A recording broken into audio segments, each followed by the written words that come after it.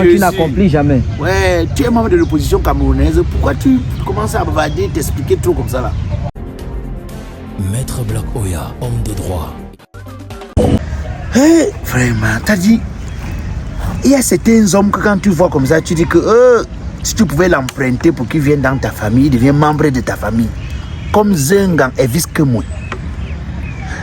Souvent, je regarde le tonton là comme ça, il dit que quelqu'un peut être humble, gentil, poli, simple. Quelqu'un peut être sociable comme ça, sans rien attendre, dans ce monde de calcul, d'hypocrite.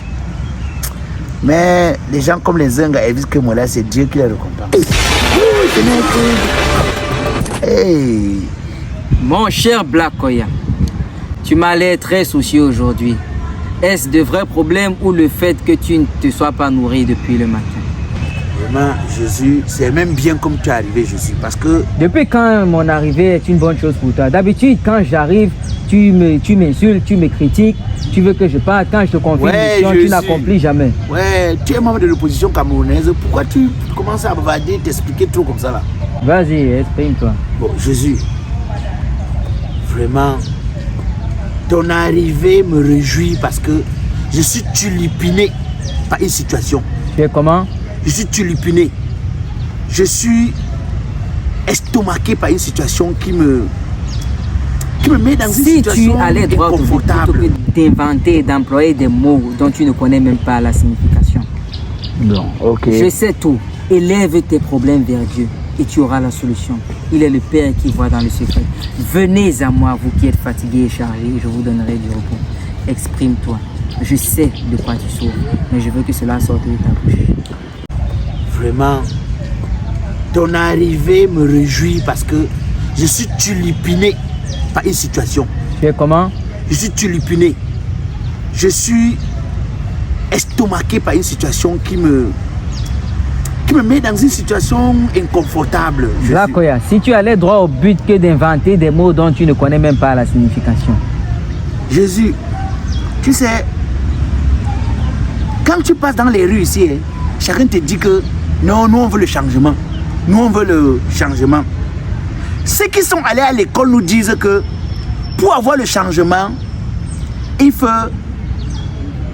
aller aux urnes, c'est-à-dire aller voter.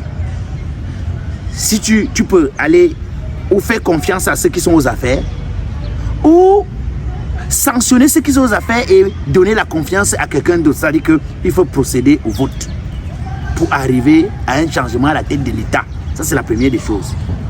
Jésus, d'autres disent que le peuple qui a donné une partie de sa liberté à ceux qui gèrent la République peut aussi décider d'utiliser l'autre partie qu'il n'a pas donné pour dire que le travail qui avait été confié à ceux qui gèrent n'est pas bien fait, donc ils ne veulent plus de ces gens-là. Bon, là, on parle des mouvements d'humeur, on tombe dans la rue, on dit que... Sauf que pour la rue, là, il sait que dans le pays, ça ne peut pas passer. Parce que nous, on ne parvient pas à revendiquer les petites choses qui nous sont réservées de droit. Hein.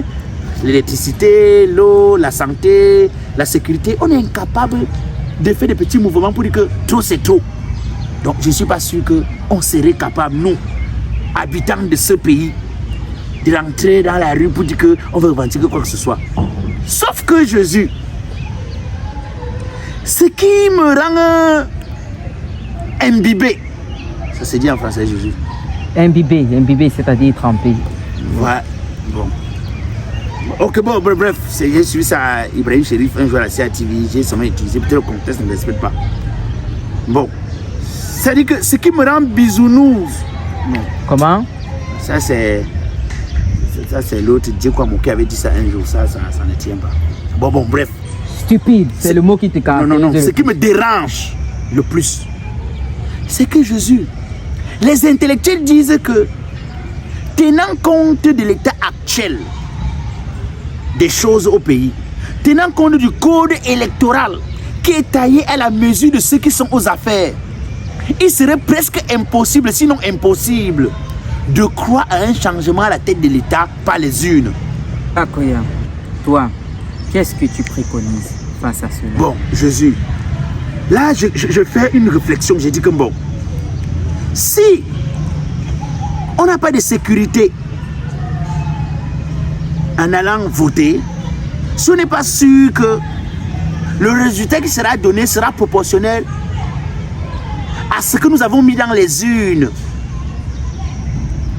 Si, puisque c'est même clair, on est incapable de faire une revendication populaire pour obtenir le changement, Jésus, est-ce que le fait d'aller voter, ce n'est pas un perdant inutile pour le pauvre peuple? Ça, c'est la première question que je me pose. Après, j'ai dit une autre chose, Jésus. Se trouvant donc dans cette situation-ci là, où les hommes politiques nous disent la seule possibilité que vous avez, c'est de voter et sécuriser vos votes.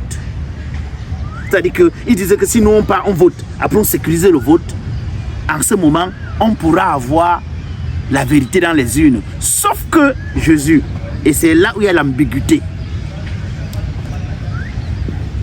les PV qu'on signe dans les urnes, une fois lors du contentieux, on nous rappelle que seuls les PV de Elekam, l'organisme qui organise les élections, font foi. Je sais ce que c'est qu'Elekam. Seuls les PV de Elekam font foi. Si on nous dit que seuls les PV de Elekam font foi, cela veut dire que les PV qu'on signe dans les urnes, pendant que nous faisons la sécurité, ne sert à rien. Moi alors, pour conclure, Jésus, je propose que peut-être qu'il serait important que les hommes politiques se mettent ensemble pour dire que tant qu'on n'a pas un code électoral consensuel... Les opposants, tu veux dire? Oui, les opposants. Parce que c'est eux à qui ça nuit le plus. Oui, que les opposants se mettent ensemble pour dire que tant qu'on n'a pas un code électoral consensuel, sinon, quand il dit les opposants importants de la République, ceux qu'on remarque sur la place publique, ceux qui sont les plus importants, qu'on sait qu'une élection sans eux n'a aucune crédibilité. Ceux qui se proposent. Qu'ils se mettent ensemble et qu'ils disent que tant qu'on n'a pas un code électoral consensuel, on ne va pas à l'élection. C'est ce que je propose. Bien, Blakoya. J'ai tout écouté. Et je savais déjà cela. Il y en a beaucoup qui prient en silence pour que les solutions gouvernementales viennent.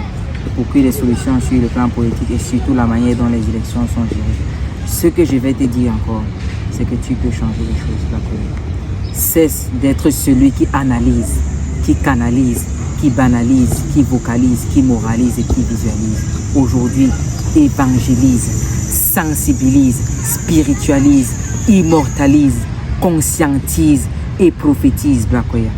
Et tu vas voir que tu vas sortir de la bêtise. Est-ce que je peux te demander une petite faveur, Jésus? Je sais déjà ce que tu vas demander, mais demande quand même. Mon Jésus, si... je m'excuse, la dernière fois que tu étais de l'UPC, parce que j'ai vu le foulard rouge là.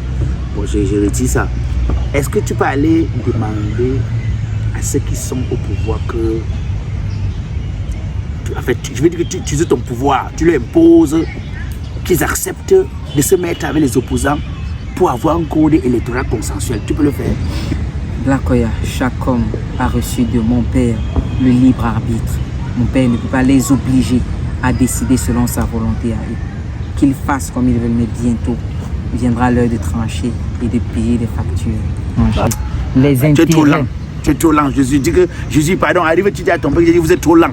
Blakoya. Vous allez trancher quand? Blakoya, vous êtes trop lent.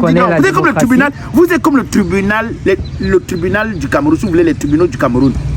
Vous êtes comme les tribunaux du Cameroun. Souvent même, on t'appelle pour te dire que tu as été condamné, hein, que tu as été oublié, que tu avais une affaire au tribunal. Souvent, on t'avait dit que tu avais raison, hein, que tu avais déjà... Parce qu'ils sont lents. J'ai l'impression que vous avez un contrat. Souvent, j'ai l'impression que les tribunaux du Cameroun ont un contrat avec les avocats. Puis l'affaire dit que les avocats mangent. Vous êtes trop lent.